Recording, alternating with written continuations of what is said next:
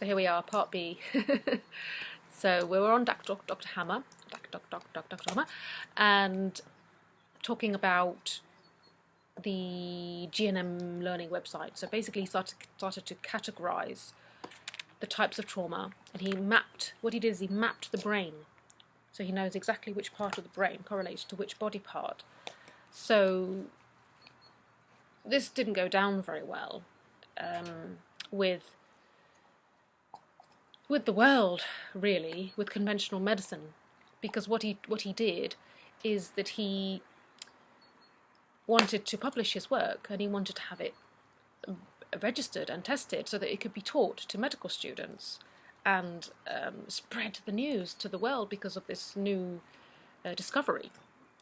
Being an inventor, you know, he was inventing, he was doing what he did, but it upsetted the conventional medical paradigm because of the clear link. He demonstrated a clear link between trauma and then the body's natural response to it.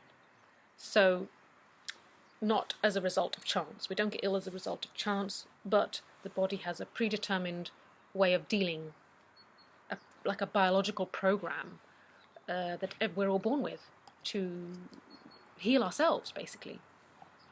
So he submitted his research to the University of Tübingen, I think it's called, if I'm saying it right, it's a German name, as a postdoctoral thesis. So that, as I said, his findings could be tested, but it was rejected by this university committee.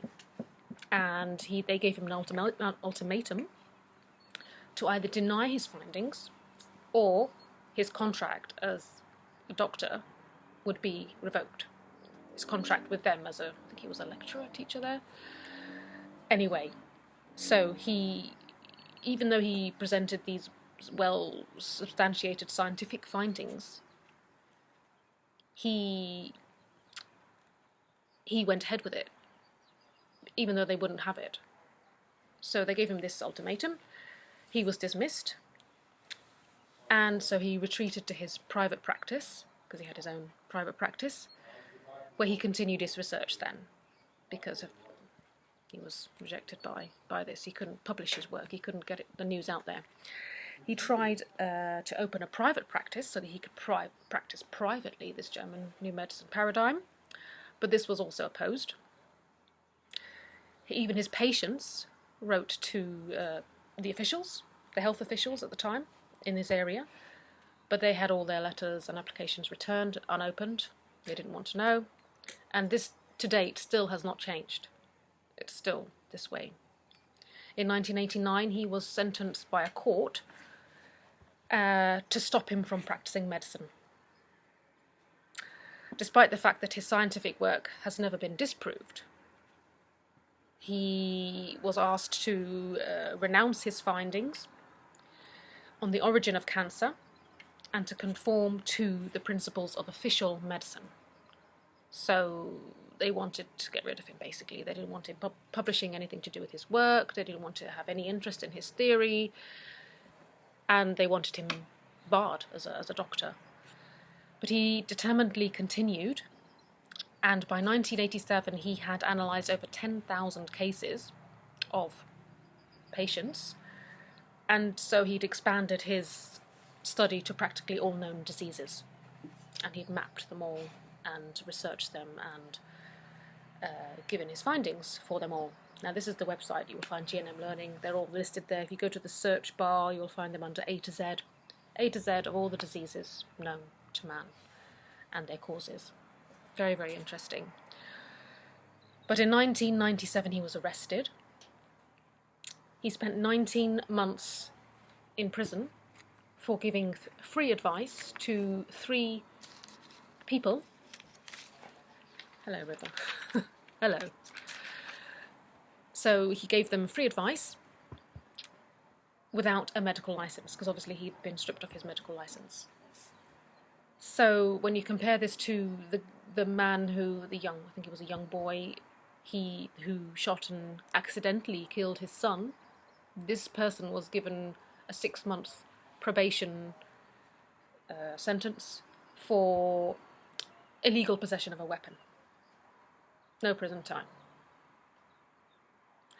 But during the trial, which is very interesting, it was revealed that after 5 years of being treated within the German New Medicine practice, because he had been practicing, although not legally, he had 6,500 patients with mostly terminal cancer. He was treating them. 6,000, 5 years later, were still alive. And the prosecutor actually had to mention that during his court trial. So they kind of helped to prove that it works, even though they were wanting to send him to prison for it. So in 2004, he was arrested again because he was exiled to Spain. And he was released in 2006 after spending time also in a French prison. So he spent a lot of time in prison. But he was released then in 2006 for unjustified incarceration. So they released him in the end. In 2007, he was forced to leave Spain. I don't know why exactly, but he moved to Norway, where he was able to continue his work in peace, probably because he wasn't able to work either in Spain now, either. So he moved to Norway, and then in 2012, July the 2nd, he died of a stroke, aged 82, and was buried in Erlangen in Germany, beside his beloved wife, Sigrid. So I think someone should just do a movie about this guy's life, because it's got thriller written all over it, and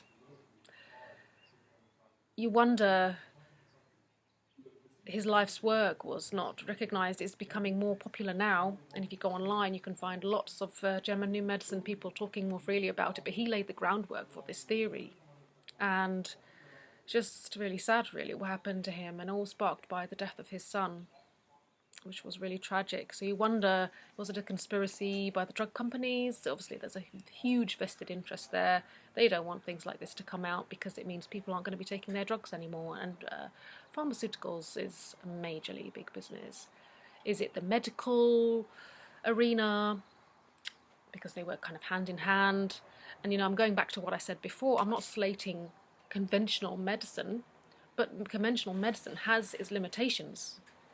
And having had chemotherapy myself, not for cancer, but that's what I was treated with for my autoimmune disease, and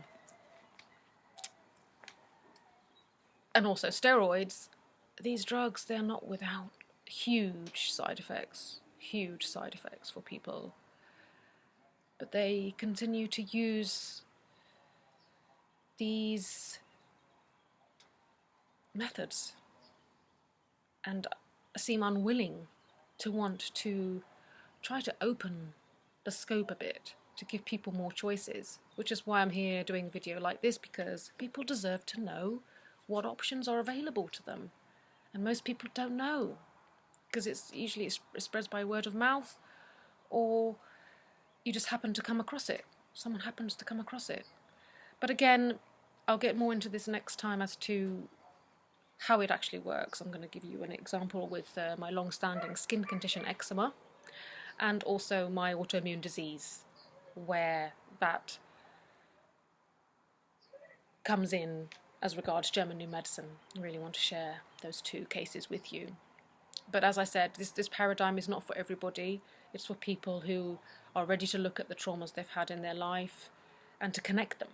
Because once you make the connection from the unconscious brain to the conscious brain, this then puts you into what they call in German New Medicine the healing phase. And I'll come more into that on the next video. But once you enter the healing phase, the body then can repair itself. It takes the need completely away for any drugs. But there are issues with that, and there are ways to safely treat people with this paradigm, which is obviously very important, because you can have people going trying to treat themselves and not doing it very well, and it's not foolproof. You do need to understand what your body's going through and how it works before you can get into it, really. So I'll leave it there for this video, but I really wanted to share this video with you because it has huge ramifications on our health. We need to make the connection between stress, trauma, and what happens in our body. Our body is actually trying to heal itself. And yeah, that's why we're here, isn't it, really? So I hope that this theory will resonate with at least some people out there. It's really changed the way I feel and think about health. There's always a reason for what happens in our bodies, and I'll give some examples next time. So, yeah, I'll leave it there, and have a lovely evening, everybody. You can see the sun's going down here, the river's chewing its sticks, and I look forward to seeing you next time. Bye for now.